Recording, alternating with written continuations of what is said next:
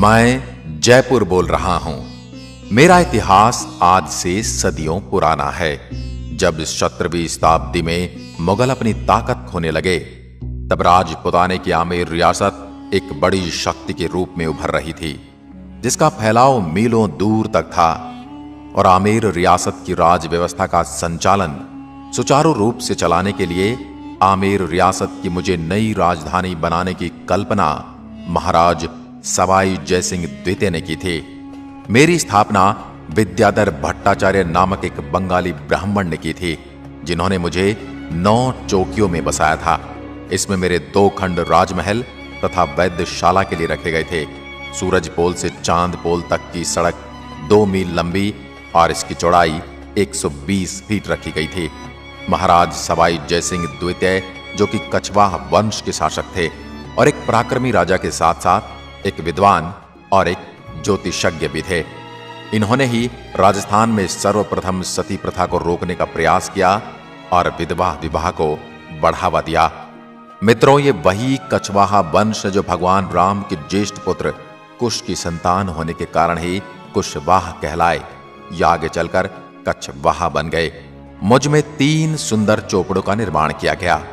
महाराज सवाई जयसिंह द्वितीय को मेरी बड़ी चिंता थी, जिसके लिए इन्होंने मेरी चारों तरफ मजबूत परकोटे का निर्माण किया, जिसकी दीवार 24 फुट ऊंची तथा 9 फीट चौड़ी है। मेरे परकोटे पर 7 द्वारों का निर्माण किया गया। नियोजित तरीके से बसाए मुझ में महाराज के महल, ओहदेदारों की हवेली और बाग बगीचे ही नहीं, बल्कि आम नागरिकों के आवास और राजमार्ग भी बनाए गए थे। इसके अलावा मुझ में गलियों का और सड़कों का निर्माण वास्तु के अनुसार और ज्यामितीय तरीके से किया गया था। मेरे प्रेमी कहते हैं कि मेरे सौंदर्य को देखने के लिए एक खास नजर चाहिए। बाजारों से गुजरते हुए मेरी इस बनावट की कल्पना को आत्मसात कर इसे निहारें तो पल भर में इसका सौंदर्य आंखों में प्रकट होने लगता है। लंबी चौड़ी और ऊंची प्राचीर, तीनों ओर फैली पर्वतमालाएं, सीधे सपाट राजमार्ग, गलियां, चौराहे, चौपड़, भव्य राजप्रसाद, मंदिर और हवेली, बाग बगीचे, जलाशय और गुलाबी आभा से सजा हुआ हूं मैं, मानो मैं इंद्रपुरी का आभास देने लगता हूं। वर्ष 1876 में इंग्लैंड की महारानी एलिजाबेथ और प्रिंस ऑफ वेल्स युवराज अल्बर्ट मुझे देखने आने वाले थे। उस समय मेरे महाराज सवाई राम सिंह इनके स्वागत की तैयारियों में जुटे थे। इनके स्वागत के लिए मुझे दुल्हन की तरह सजाया गया था। महाराजा सवाई राम सिंह के मन में सूझा कि क्यों ना पूरे शहर को एक रंग में रंग दिया जाए।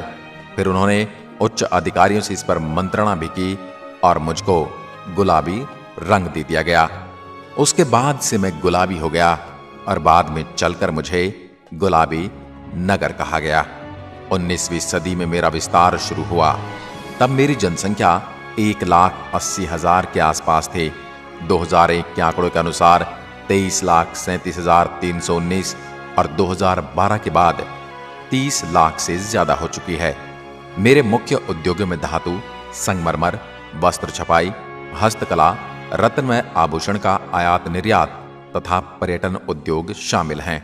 इसलिए मुझे भारत का पेरिस भी कहा जाता है। मैं 11,117 वर्ग किलोमीटर तक फैला हुआ हूं। मुझ में बसने वाले लोगों में से 75% लोग साक्षर हैं तथा ये अपनी आजीविका चलाने के लिए नौकरी पेशे एवं उद्योग धंधों में काम करते हैं। मेरे यहाँ का ब्लू पॉटरी व्यवसाय विश्व स्तर पर प्रसिद्ध है। आंखों को लुभाने वाली इस पॉटरी को बनाने के लिए बेसाल्ट एवं कोबाल्ट से बनी हुई डाई का इस्तेमाल किया जाता है, जिसमें क्वार्ट्ज के स्टोन पाउडर को मुल्तानी मिट्टी और दूसरी चीजों के साथ मिलाकर इसे मार्केट में चल रही मांग के अनुसार बनाया जाता है। इस डिजाइन को बनाने के लिए मुख्य तौर पर रंगों का इस्तेमाल करके मटकों, छोटे जारों, मिट्टी की बनी हुई प्लेटों इत्यादि पर नक्काशियां की जाती हैं। मेरे अंदर मुख्य रूप से गेहूं, मक्का, ज्वार, बाजरा, सरसों एवं चना की खेती की जाती है। अगर आप मेरी सैर करना चाहते हैं तो दिल्ली से मेरी दूरी सड़क मार्ग से 280 किलोमीटर है। अगर आप वायु मार्ग या रेल मार्ग से आना चाहते हैं तो भी आप आसानी से मुझ तक पहुंच सकते हैं। मैं भारत के टूरिस्ट सर्किट गोल्ड ट्रायंगल का हिस्सा भी हूं। इस गोल्डन ट्रायंगल में दिल्ली, आगरा और मैं भी आता हूं। अगर आप कभी भारत का नक्शा देखेंगे तो आपको ये तीनों एक त्रिभुज के रूप में दिखाई देंगे। इस कारण इन्हें भारत का स्वर्णिम त्रिभुज यानी इंडियन गोल्डन ट्रायंगल कहा जाता है। मेरे अंदर बहुत से पर्यटन स्थल आकर्षण का केंद्र हैं, जिनमें मुख्य रूप से जंतर मंतर, हवा महल, सिटी पैलेस, गोविंद देव जी का मंदिर, श्री लक्ष्मी जगदीश महाराज मंदिर, BM बिड़ला तारामंडल, आमेर का किला, जयगढ़ दुर्ग और जल महल आदि। जयपुर के रौनक भरे बाजारों में दुकानें रंग बिरंगे सामानों से भरी हैं, जिनमें हथकरघा उत्पाद, बहुमूल्य पत्थर, हस्तकला से युक्त वनस्पति रंगों से बने वस्त्र, मीनाकारी आभूषण, पीतल का सजावटी सामान, राजस्थानी चित्रकला के नमूने, नागरा मोजरी जूतियां, ब्लू पॉटरी, हाथी दांत के हस्तशिल्प और सफेद संगमरमर की मूर्तियां आदि शामिल हैं। प्रसिद्ध बाजारों में जोहरी बाजार, बापू बाजार, नेहरू बाजार, चौड़ा रास्ता, त्रिपोलिया बाजार और MI रोड के साथ लगे बाजार हैं। अब मैं आपको एक एक करके मेरे कुछ दर्शनीय स्थलों की सैर करवाऊंगा। सबसे पहले बात करते हैं जंतर मंतर वैद्यशाला की। यह पत्थर से निर्मित वैद्यशाला है। यह जयसिंह की 5 वैद्यशालाओं में सबसे विशाल है। इसके जटिल यंत्र, इसका विन्यास व आकार वैज्ञानिक ढंग से तैयार किया गया है। यह विश्व प्रसिद्ध वैद्यशाला है, जिसे 2010 में यूनेस्को ने विश्व धरोहर की सूची में शामिल किया था। मध्ययुगीन भारत के खगोल विज्ञान की उपलब्धियों का जीवंत उदाहरण है। इनमें सबसे प्रभावशाली राम यंत्र है, जिसका उपयोग ऊंचाई नापने के लिए किया जाता है। अब बात करते हैं हवा महल की, जो मेरी सुंदरता में 4 चांद लगा देता है और इसका निर्माण सन 1799 में सवाई प्रताप सिंह ने करवाया। ये महल राजपूत स्थापत्य का मुख्य प्रमाण चिन्ह। पुरानी नगरी की मुख्य गलियों के साथ साथ यह 5 मंजिला इमारत गुलाबी रंग में अर्ध अष्टभुजाकार और परिकृष्ट छत्तेदार बलुआ पत्थर की खिड़कियों से सुसज्जित है। शाही स्त्रियां मेरा दैनिक जीवन व मेरी गलियों से गुजरने वाले जुलूस देख सकें, इसी उद्देश्य से इमारत की रचना की गई थी। हवा महल में कुल 953 खिड़कियां हैं।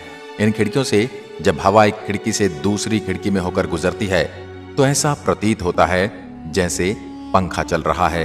आपको हवा महल में खड़े होकर शुद्ध और ताजी हवा का पूर्ण एहसास होगा। आपको भी अगर इस एहसास को लेना है तो कभी मेरे अंदर हवा महल में हो आना। अब मैं आपको मुझ में बसे गोविंद देव जी के मंदिर के बारे में बताता हूँ। भगवान श्री कृष्ण को समर्पित यह मंदिर अपने बगीचे के बीच में स्थित है।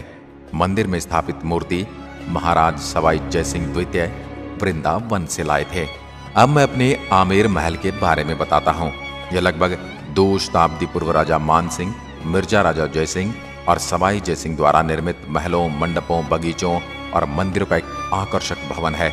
मावठा झील के शांत पानी से यह महल सीधा चमकता है और यहाँ सुगम रास्ते द्वारा पहुंचा जा सकता है। सिंहपौल और जलेब चौक तक अक्सर पर्यटक हाथी पर सवार होकर आते हैं। चौक के सिरे से सीढ़ियों की पंक्तियां उठती हैं। एक शिला माता के मंदिर की ओर जाती है और दूसरी महल के भवन की ओर। यह मंदिर स्थापित करने के लिए राजा मानसिंह द्वारा संरक्षक देवी की मूर्ति, जिसकी पूजा हजारों श्रद्धालु करते हैं, पूर्वी बंगाल जो बांग्लादेश है कि जैसोर से यहाँ लाई गई थी। मेरे जयगढ़ किले के बारे में तो आपने सुना ही होगा, जहां तोपें ढालने का काम होता था। यहाँ आज भी एशिया की सबसे बड़ी तोप जयबाण विद्यमान है, जो इसकी सुदृढ़ता का प्रमाण देती है। मुझसे कुछ ही दूरी पर रामगढ़ झील मौजूद है, जिसमें पानी की आवाज बारिश से होती है। मुझसे 80 किलोमीटर दूर भारत की दूसरी सबसे बड़ी खारे पानी की प्राकृतिक झील सांभर झील है और ये नमक का उत्पादन करने में अग्रणीय है। अब मैं आपको मुझ पर बीती कुछ दुखद घटनाओं का जिक्र करता हूँ। 13 मई 2008 मुझ में श्रृंखलाबद्ध 7 बम विस्फोट किए गए। विस्फोट 12 मिनट की अवधि के भीतर घनी आबादी वाले स्थलों पर किए गए। 8वां बम निष्क्रिय पाया गया। प्रारंभिक सूचनाओं में मृतकों की संख्या 600 बताई गई। इन विस्फोटों को हवा महल के निकट सहित विभिन्न इलाकों में साइकिलों के जरिए अंजाम दिया गया। अब मेरी रंगत बदल रही है। हाल ही में मुझे विश्व के 10 सबसे सुंदर शहरों में शामिल किया गया। महानगर बनने की ओर अग्रसर हुए मुझ में आजादी के बाद कई महत्वाकांक्षी निर्माण हुए। एशिया की सबसे बड़ी आवासीय बस्ती मानसरोवर, राज्य का सबसे बड़ा सवाई मानसिंह चिकित्सालय, विधानसभा भवन, अमर जवान, MI रोड, सेंट्रल पार्क और विश्व के प्रसिद्ध बैंक आदि मुझ में बनाए गए। पिछले कुछ सालों से मुझ में मेट्रो संस्कृति के दर्शन होने लगे हैं, जिसमें चमचमाती सड़कें, बहुमंजिला शॉपिंग मॉल, आधुनिकता को छूती आवासीय कॉलोनियां आदि महानगरों की होड़ दिखाई दे रही है। पुराने जयपुर और नए जयपुर में नई और पुरानी संस्कृति के दर्शन जैसे इस शहर के विकास और इतिहास दोनों को स्पष्ट करते हैं। मैं कितना भी बदल जाऊं, मेरे व्यंजनों का जायका वही है और ये आपको आज भी मेरे इतिहास के स्वाद से रूबरू करवाने वाले हैं। इनमें प्रसिद्ध दाल बाटी चूरमा, केर सांगरिया की सब्जी, मालपुआ इत्यादि शामिल है। मुझे और अच्छे से समझने के लिए आपको एक बार तो मुझसे मिलने आना ही होगा। एक वीडियो में मेरी कथा सुनना मेरे बारे में जानने के लिए काफी नहीं है। अब आप यहां कर मुझसे मिलोगे तो आपको बहुत सारी ऐसी बातें और चीजें देखने को मिलेंगी जिनके बारे में ना आपने सुना होगा और ना देखा होगा। क्या आप मुझसे मिलने आने वाले हैं? यदि हां तो अपना जवाब कमेंट में लिखकर जरूर बताएं। मैं जयपुर आपके आने की राह देखूंगा। आज की वीडियो में बस इतना ही। धन्यवाद। जय हिंद, जय भारत।